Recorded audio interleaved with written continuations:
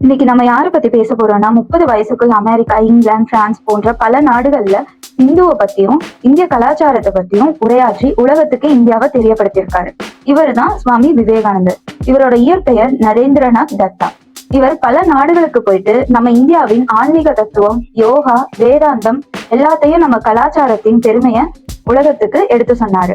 அதே போல இவர் இங்கிலாந்துல சுற்றடர் உரையாடும் பொழுது ஒரு பிரிட்டிஷ்காரர் இந்தியால இருந்து வந்து நமக்கே அறிவுரை சொல்றாங்கன்னு இவரை டிஸ்ட்ராக்ட் பண்ற மாதிரி அவரிடம் ஒரு கேள்வி கேட்டாரு. அது என்னன்னா, இந்திய கலாச்சாரத்தை இவ்வளவு பெருமையா பேசுறீங்களே, உங்க ஊர்ல ஒரு ஆணும் பெண்ணும் கை கொடுத்துக்க மாட்டாங்க, நீங்க பெண்களை இன்னும் அடிமைப்படுத்தி வச்சிருக்கீங்க, அதை இன்னும் மாற்றாம இருக்கீங்களே அப்படின்னு கேட்டாரு.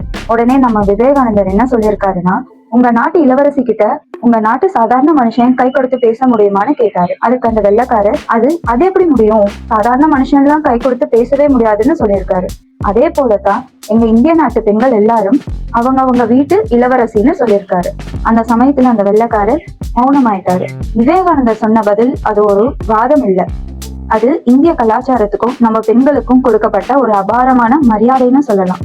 இதோ இப்படித்தான் பேசும் ஒவ்வொரு வார்த்தையும் பேசாத ஒரு பாரம்பரியம் இரண்டையும் சேர்த்து உலகம் எங்கும் இந்தியாவின் புகழை பரப்பினார். இப்படி ஒரு சிந்தனை தலைவனின் நினைவு நாள் தான் இன்று.